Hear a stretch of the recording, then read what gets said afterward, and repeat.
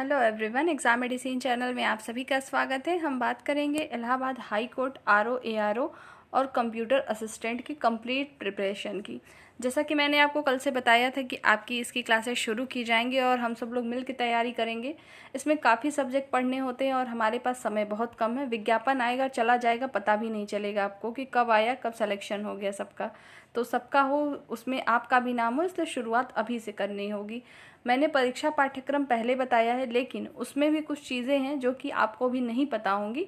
उसको पहले मैं 2 मिनट आपका लेके उसको डिस्कस कर लेती हूँ। फिर आज की जो आपकी टॉपिक है इंडियन पॉलिटी से, उसको कंप्लीट कराएंगे कि क्या इंपॉर्टेंट है। और एक बात का और ध्यान रखेंगे, जो भी आपको टॉपिक कराई जाएगी वो कंप्लीट रहेगी अपने आप में। उससे रिलेटेड आपके एग्ज़ाम में अगर क्वेश्चन आएगा तो उसी के आसपास आएगा, ठीक है। वैसे पढ़ने के लिए तो बहुत कुछ है, लेकिन हमें सिर्फ वही पढ़ना है जिससे आपका सिलेक्शन हो। सब कुछ नहीं पढ़ना है, कुछ चीज़ें छोड़ने लायक भी होती है तो उसको छोड़ा जाएगा, ठीक है। जो केवल जो पढ़ना है केवल उतना ही पढ़ना है आपको। आप अपने स्तर से भी पढ़ेंगे, जो भी किताबें मैंने पहले बताई थी। आपको किसी भी ज़रूरत होगी इलाहाबाद हाई कोर्ट आरओ या कंप्यूटर असिस्टेंट से संबंधित किसी भी जानकारी की, तो आप पूछ लीजिएगा, आपको बता दिया जाएगा। दूसरी बात यह है कि आप लोग टाइपिंग के लिए भी परेशान नहीं होंगे। समय समय पर आपको हर तरीके की वीडियो अवेलेबल होगी। एक बात और बता दूं कि इसकी प्लेलिस्ट बना दी जा रही है, हाई कोर्ट इलाहाबाद के नाम से बना दूंगी 2024 में। तो आप उसमें से सब आपकी प्लेलिस्ट में स्टोर रहेगी। जो तुरंत नहीं देख सकते वीडियो, वो बाद में देखना चाहें तो वहाँ से देख लेंगे। और पीडीएफ जो है आपको टेलीग्राम पर सभी की मिलती रहेगी। आइए देखिए क्या आपको पहले डिस्कस करना है। बताना आपको है सिलेबस के विषय में कुछ चीज़ें। ये इंग्लिश में आपकी सिलेबस है, जिनको देखना होगा यहाँ से देख लेंगे। यहाँ पर बात करते हैं आपके लिखित परीक्षा में। देखिए वहाँ जो सिलेबस दिया है वो तो एक साथ दिया है, यहाँ पर देखिए उसको टुकड़ों में तोड़ा गया है कि क्या क्या पढ़ना है। जैसे देखते चलेंगे आप एक बार को, आज आपको दिखाया जा रहा है, फिर कल से ये सब चीज़ें आपको नहीं बताई जाएंगी। देखेंगे सामान्य विज्ञान मतलब आपको तीनों चीज़ें पढ़नी होती हैं, जिसमें आपके फिजिक्स केमिस्ट्री बायो है। राष्ट्रीय और अंतर्राष्ट्रीय महत्व की वर्तमान घटनाएं यानी करंट अफेयर समाई आपसे पूछी जाएगी। इसमें आपका यूपी करंट भी पूछा जाता है, ध्यान रखेंगे। भारत और विश्व का भूगोल, भारत का इतिहास, भारतीय संस्कृति, ये सारी चीज़ें हैं। इससे खेल से संबंधित प्रश्न आएंगे, भारतीय राष्ट्रीय आंदोलन, भारत में आर्थिक विकास, और ये चीज़ें आपको कॉमन बतानी है जो कि इंपॉर्टेंट रही है आपके लिए। ये बताना था मुझे कि आप लोग मैथ के लिए परेशान नहीं हुए। देखिए जनरल इंटेलिजेंसी जो आती है एआरओ में आती है, जबकि जनरल एप्टीट्यूड जो है वो आरओ में आता है। जनरल इंटेलिजेंसी में आपके रीजनिंग के चैप्टर लिए जाते हैं, जैसे आपके इसमें जो मिसिंग नंबर वाले होते हैं, सीरीज़ वाले होते हैं, उस तरीके के क्वेश्चन आएंगे। कुल मिला के समझो कि रीजनिंग आनी है आपको एआरओ में मैक्सिमम, और आरओ में आपको मैथमेटिकल चीज़ें देखने को मिलती हैं, ठीक है। तो एक में आता है जनरल इंटेलिजेंसी और जनरल एप्टीट्यूड। और जो आपका कंप्यूटर एप्लीकेशन है, जो है कंप्यूटर असिस्टेंट की जो पोस्ट है, उसके लिए आपको जनरल इंटेलिजेंसी पढ़नी होती है, ठीक है। ये चीज़ आपको नहीं बतानी थी। अगर आप इससे परेशान होंगे तो समझ लीजिएगा कि मैथ के लिए बहुत ज़्यादा परेशान नहीं होना है कि मैं क्या करूँ। और उत्तर प्रदेश विशेष पढ़ना पड़ेगा, उत्तर प्रदेश के करंट अफेयर पढ़ने पड़ेंगे। और इतिहास की बात करें तो वो पढ़ेंगे ही। कंप्यूटर से रिलेटेड आपको कई पॉइंट पढ़ने होते हैं। कंप्यूटर जो है आपका इतना इजी नहीं आता है, मतलब इजी का मतलब ये नहीं कि बस कुछ भी ओरली पढ़ लिया हो गया, नहीं। पिछली बार थोड़ा सा टफ था। तो अगर क्वेश्चनों की एवरेज निकाला जाए तो आपका कंप्यूटर कम से कम नहीं तो 20 नंबर के कंप्यूटर देखने को मिलते हैं आपको। हिस्ट्री के क्वेश्चन 25 से 26 प्रश्न आ जाते हैं हिस्ट्री के। जियोग्राफी के आपके लगभग 20 प्रश्न आएंगे। यूपी जीके और करंट दोनों मिला दिया जाए तो 15 से 16 क्वेश्चन बन जाएंगे वहाँ से। पॉलिटी की बात करें तो उसके भी वेटेज 20 से 21 प्रश्न के हो जाते हैं। और आपके जो इन्वायरमेंट से रिलेटेड है, इकोलॉजी इन्वायरमेंट है, उससे भी आपको कम से कम 10-12 प्रश्न देखने को मिलेंगे। इकोनॉमिक्स से 10-12 प्रश्न। तो किसी का वेटेज ये नहीं कह सकते कि कम है सबका ज़्यादा। जो जो इम्पोर्टेंट टॉपिक आती जाएगी आपको बताते चलेंगे, ठीक है। आप लोग अपने स्तर से भी पढ़ते रहिएगा हर एक बुक से। आइए हम शुरू करते हैं आज की टॉपिक। देखिए आज जो हमको पॉलिटी में आपको बताना है वो बताना है केंद्रीय मंत्रिपरिषद के विषय में। केंद्रीय मंत्रिपरिषद ही पहला क्यों टॉपिक रखा गया, क्योंकि इसी समय आप देख रहे हैं कि मंत्रिमंडल, नया मंत्रिपरिषद बना हुआ है और इस समय चुनाव का माहौल चल रहा था। तो जाहिर सी बात है जब हमारा आने वाला एग्ज़ाम होगा तो इससे रिलेटेड क्वेश्चन जरूर आपको पूछे जाएंगे। जो आप स्क्रीन पे देख रहे होंगे इसमें एक भी सेंटेंस, एक भी चीज़ ऐसी नहीं लिखी है जो आपके परीक्षा के बाहर की हो। हर एक चीज़ आपको याद होना है। आपको टारगेट ये रखना है कि जो जो आप पढ़ते चले वो याद करिए, सिर्फ सुनना नहीं है, याद भी होना चाहिए, ठीक है। इसलिए आपको केवल एक सिंगल ही वीडियो मिलेगी, चाहे जिस भी टॉपिक की रहेगी आपकी हाई कोर्ट की, उसको आप 1 से 2 बार रिवीजन भी खुद से करेंगे, ठीक है। इसमें जो लिखी हैं चीज़ें, उसमें से बहुत सारी चीज़ें समझाने वाली हैं, उसको मैं बताने शुरू कर रही हूँ, आपको सब कुछ समझ में आएगा। आइए देखते हैं। और घटना चक्र अगर आपके पास होगा, अब सॉल्व करिएगा, आपसे सब क्वेश्चन हो जाएंगे इस वीडियो के बाद से। सबसे बात करते हैं हम केंद्रीय मंत्री परिषद की। तो सबसे पहले इसमें देखिएगा, भारत के राष्ट्रपति को सहायता और सलाह देने के लिए एक मंत्री परिषद होगी, जिसका प्रधान जो है प्रधानमंत्री होगा। तो आपको ये जानकारी होनी चाहिए कि जो सिर्फ प्रधानमंत्री के बारे में अगर पूछा जाए कि पूरे संविधान में हर एक अनुच्छेद सबके लिए बना है, कि जैसे कि राष्ट्रपति का अनुच्छेद, उपराष्ट्रपति का, महान्यायवादी सबका, लेकिन प्रधानमंत्री का पर्टिकुलर कहीं भी अलग से नहीं बताया गया है, उनकी योग्यताएं अलग से नहीं कहीं बताई गई हैं। लेकिन अगर प्रधानमंत्री के बारे में उल्लेखित है तो इस तौर पे उल्लेखित है अनुच्छेद 74 या तो 74(1), मतलब पहले खंड में। देखिए इन दोनों में कन्फ्यूज़न में मत रहिएगा, कभी कभी ऑप्शन में 74 आ जाता है, कभी कभी 74(1) हो जाएगा। मतलब जो 1-2 लिखा होता है वो खंड होता है, मतलब आर्टिकल के सब आर्टिकल होते हैं, तो उससे कन्फ्यूज़न में नहीं रहेंगे। तो जो मंत्रिमंडल होता है और मंत्रिपरिषद होता है, पहले मंत्रिपरिषद बता रहे हैं तो मंत्रिपरिषद को समझते चलेंगे कि जो भारत के राष्ट्रपति होंगे उनको एडवाइस, उनको सलाह देने के लिए कौन होता है, तो मंत्रिपरिषद होता है। और जिसका प्रधान कौन होता है, तो प्रधानमंत्री होता है। और प्रधानमंत्री की सलाह पर ही बाकी मंत्रियों की नियुक्ति होती है, जिसकी नियुक्ति करते कौन है, तो राष्ट्रपति करते हैं। तो पूछा जाता है कि भारत के प्रधानमंत्री निम्नलिखित में से भारत के प्रधानमंत्री का होता है, ऑप्शन देगा आपको, निर्वाचित होते हैं, नियुक्त होते हैं या डायरेक्ट होते हैं, इस तरीके के ऑप्शन। तो ध्यान रखिएगा कि जो भारत के प्रधानमंत्री होते हैं उनकी नियुक्ति होती है, ठीक है, वो नियुक्त होते हैं डायरेक्ट। तो इनकी नियुक्ति करता कौन है, तो राष्ट्रपति करते हैं। और जो मंत्रिपरिषद के बाकी मंत्री होते हैं उनकी नियुक्ति कौन करेगा, राष्ट्रपति। लेकिन अनिवार्य है कि वो किसकी सलाह लेंगे, प्रधानमंत्री के। तो कुल मिला के प्रधानमंत्री जिसको चाहते हैं वही बनता है मंत्री। बस ये है कि बाकी फाइनल सिग्नेचर जो कहते हैं, हर काम जो होता है वो राष्ट्रपति के नाम से होता है। आगे देखिए इसमें इंपॉर्टेंट क्या है, जो जो अनुच्छेद जहाँ जहाँ आ रहा है उसको ध्यान करते चलिएगा और याद भी करते चलेंगे। अन्य मंत्रियों की नियुक्ति राष्ट्रपति प्रधानमंत्री की सलाह पर करेंगे, ठीक है, याद रखिएगा। मंत्री राष्ट्रपति के प्रसाद पर्यंत पद धारण करेंगे, ये किस में बताया गया, तो अनुच्छेद 75 में बताया गया है। अनुच्छेद 75 में जो है मंत्रियों की से संबंधित और भी चीज़ें बताई गई हैं। अगर पूछा जाए कि जो मंत्री हैं, तो कैबिनेट मंत्री हो या कोई मंत्री, उनके विषय में कहाँ उल्लेखित है या किस आर्टिकल में है, तो अनुच्छेद 75। मैंने बताया ना कि जितनी चीज़ इसमें आपको बता देंगे हम केंद्रीय मंत्रिपरिषद से, इसी के इर्द गिर्द क्वेश्चन आपके घूमेंगे। बस आपको वहाँ क्वेश्चन का लैंग्वेज समझना है कि उसमें क्या कहा जा रहा है, ठीक है। प्रसाद पर्यंत का मतलब है कि इनकी इच्छा पर है।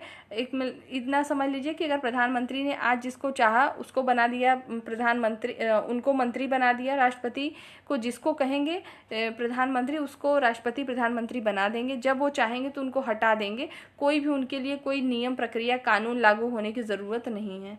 यही है प्रसाद पर्यंत का मेन मतलब। आगे देखेंगे, अनुच्छेद 78 में प्रधानमंत्री के कर्तव्यों को बताया गया है। पूछा जाएगा कि प्रधानमंत्री के जो कर्तव्य हैं वो किस में उल्लेखित है, किस अनुच्छेद में, तो आप बताएंगे 78 में। प्रधानमंत्री के कर्तव्यों में तो बाकी चीज़ें आपको पता ही है, मेन रूप से एक चीज़ पूछी जाती है, वो सुनिएगा।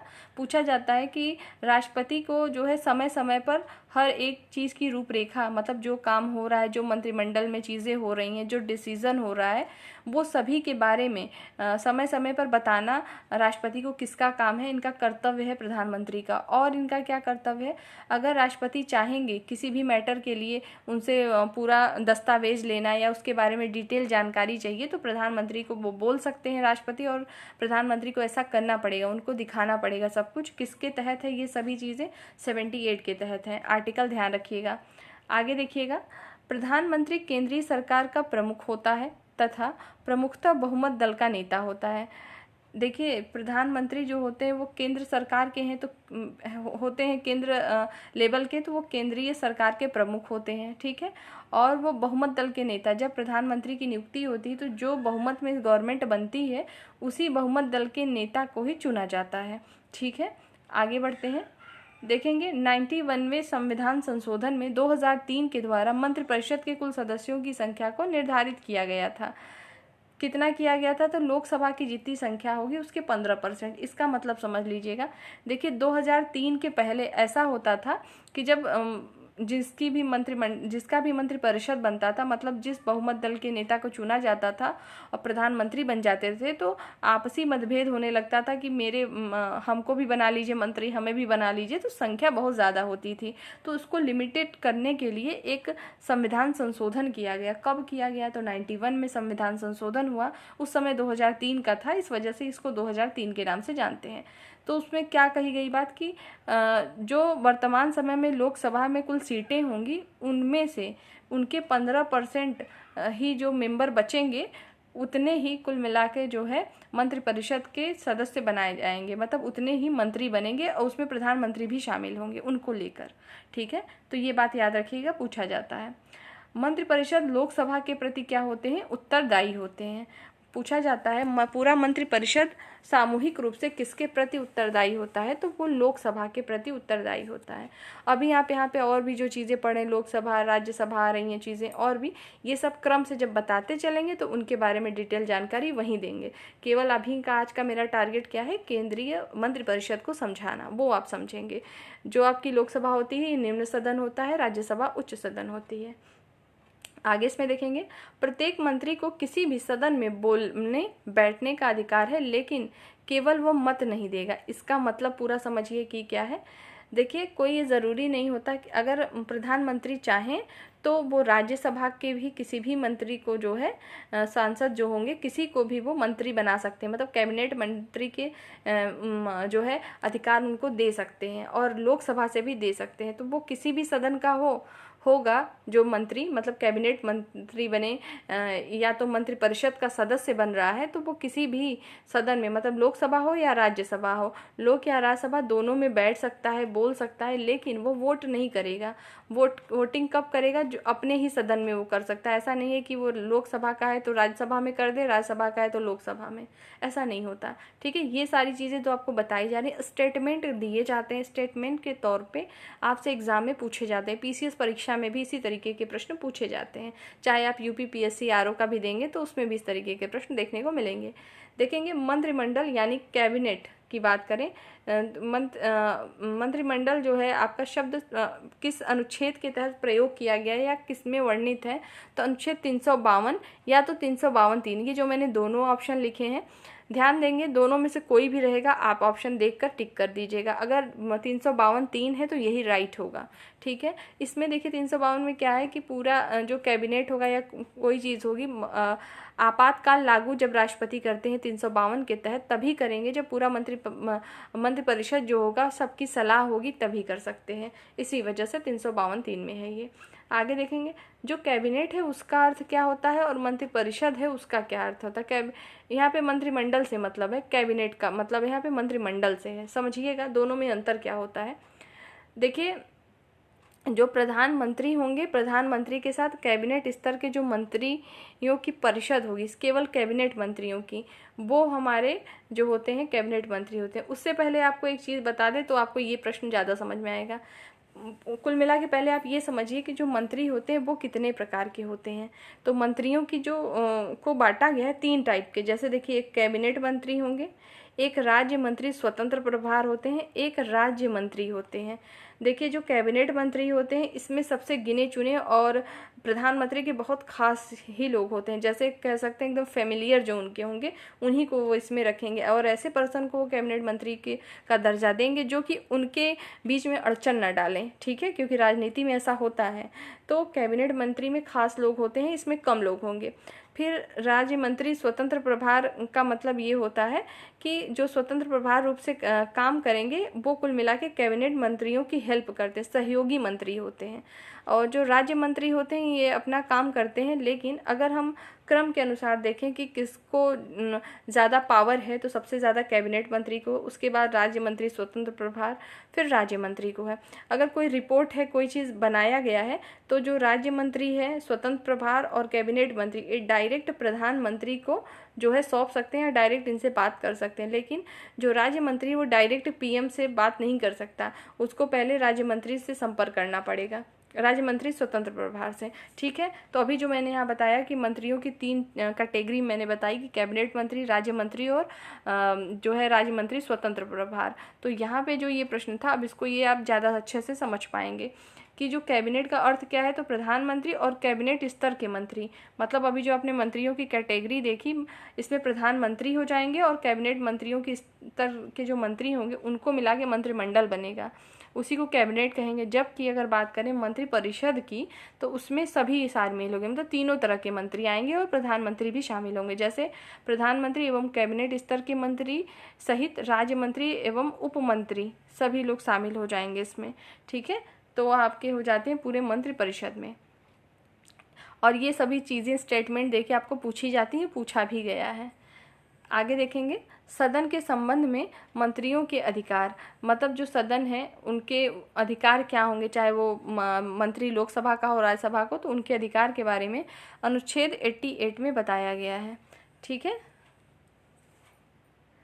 आगे देखिएगा, अभी मैंने इसको बता ही दिया आपको। अगर नोट मैंने यहाँ पे लिखा है कि वर्तमान समय की बात करें, तो इतनी चीज़ों को वर्तमान समय में देख लीजिए। बाकी जब हम करंट के मुद्दे को पढ़ाएंगे तो वर्तमान में जो चीज़ें हैं मतलब जो मंत्री हैं इंपॉर्टेंट, आपको वहाँ पर मैं बताऊँगी। पर इससे रिलेटेड ये जानकारी रख लीजिए कि 2024 में कुल जो मंत्री बनाए गए हैं कितने हैं, 72 हैं, जिसमें से प्रधानमंत्री और 30 मंत्रियों को मिलाकर कैबिनेट मंत्री का गठन किया गया है, मतलब 31 है टोटल कैबिनेट मंत्री।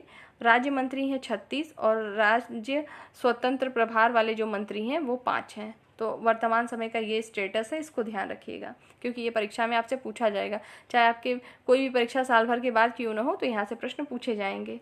ठीक है, आगे देखेंगे कैबिनेट मंत्री तथा राज्य मंत्री स्वतंत्र प्रभार सीधे प्रधानमंत्री को रिपोर्ट करते हैं, ये चीज़ मैंने अभी बताई, वही लिखा है। आगे देखेंगे, देखिएगा वैज्ञानिक एवं औद्योगिक अनुसंधान परिषद तथा राष्ट्रीय सुरक्षा समिति के प्रधान कौन होते हैं या अध्यक्ष कौन होंगे, तो प्रधानमंत्री होते हैं। पूछा जाता है ये प्रश्न कि वैज्ञानिक एवं औद्योगिक अनुसंधान परिषद और राष्ट्रीय सुरक्षा समिति के अध्यक्ष कौन होते हैं, तो वो प्रधानमंत्री होते हैं। ठीक है, आइए आगे देखिए और क्या कॉन्सेप्ट है आपके लिए। देखिए, भारत के प्रधानमंत्री की नियुक्ति के समय यह ज़रूरी नहीं कि वह किसी भी सदन का सदस्य हो, इसको थोड़ा सा आप समझिएगा। देखिए, जब भारत के प्रधानमंत्री को नियुक्त किया जाता है तो ये कोई ज़रूरी नहीं है कि वो लोकसभा का हो, राज्यसभा का हो, बहुमत दल का नेता होगा तो बहुमत दल जिसको मिलेगा, मतलब बहुमत जिसकी गवर्नमेंट आएगी बहुमत में, वो जिसको चाहेगा कह देगा कि भाई हम इनको समर्थन दे रहे हैं, इनको आप बना दीजिए प्रधानमंत्री, तो राष्ट्रपति उसे नियुक्त तो कर देंगे। लेकिन 6 महीने के भीतर, 6 महीने के अंदर उसको किसी न किसी सदन का सदस्यता लेना पड़ेगा। 6 महीने से ज़्यादा अगर हुआ तो वो खुद ही अपनी जगह से जो है बर्खास्त हो जाएगा, फिर वो पीएम नहीं रह सकता। ठीक है, तो ये समझ गए होंगे आप, मोस्ट इंपॉर्टेंट है, ये स्टेटमेंट में प्रश्न पूछे जाते हैं। अगर ये बात करें कि ज़्यादातर प्रधानमंत्री किधर से बनते हैं, किस सदन से, तो वो बनते हैं लोकसभा से। लेकिन क्या ये प्रश्न पूछा जाए कि क्या राज्यसभा से प्रधानमंत्री नहीं बन सकते? बन सकते हैं, चाहे आप लोकसभा से बनिए चाहे राज्यसभा से बन सकते हैं, लेकिन मैक्सिमम या सबसे ज़्यादा जो है लोकसभा से जो है बनाए जाते हैं। पूछा जाता है कभी कभी कि निम्नलिखित में से कौन थे जो कि राज्यसभा के सदस्य रहते हुए प्रधानमंत्री थे, तो 2 लोग का नाम याद रखिएगा, पूछा जाता है, डॉक्टर मनमोहन सिंह और देवगौड़ा, SD देवगौड़ा जी जो हैं, इन दोनों लोग राज्यसभा से चुने गए थे, नियुक्त किए गए थे।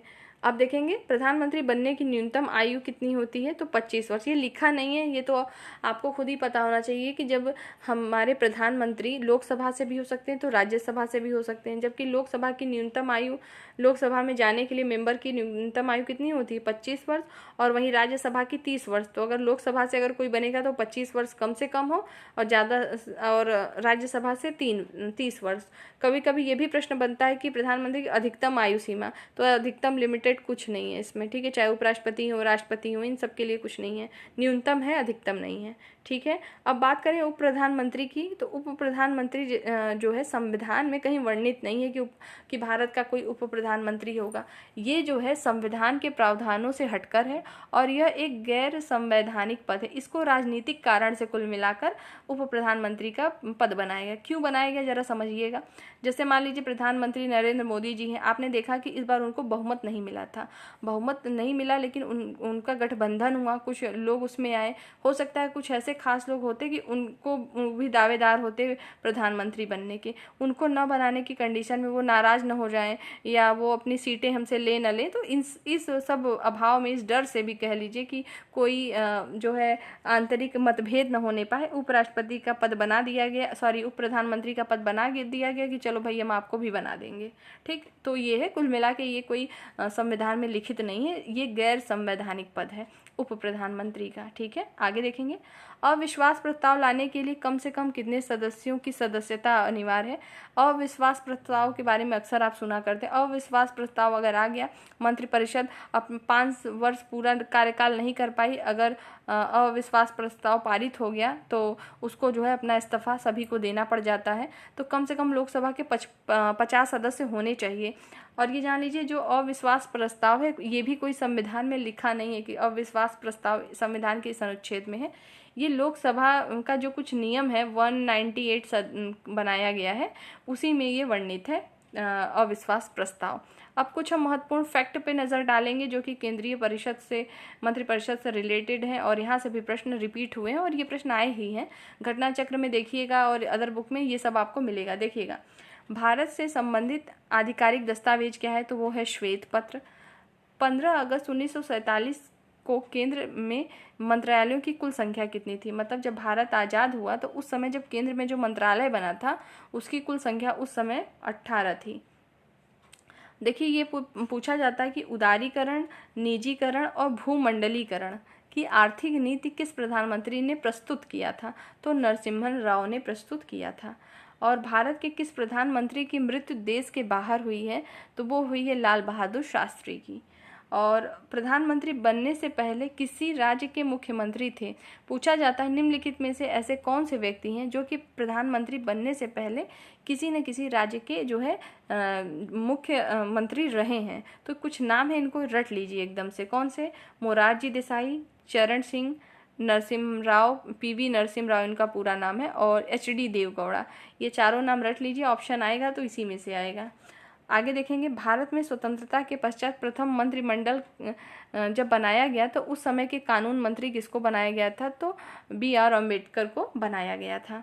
तो जितने भी अभी मैंने आपको फैक्ट बताए हैं टोटल केंद्रीय मंत्रिमंडल या केंद्रीय मंत्रिपरिषद से संबंधित, इसको पढ़िएगा। इम्पॉर्टेंट कोई फैक्ट ऐसा नहीं है कि जो आप इसको ना पढ़े छोड़ दें, सभी आपके एग्जाम में देखने को मिलेंगे।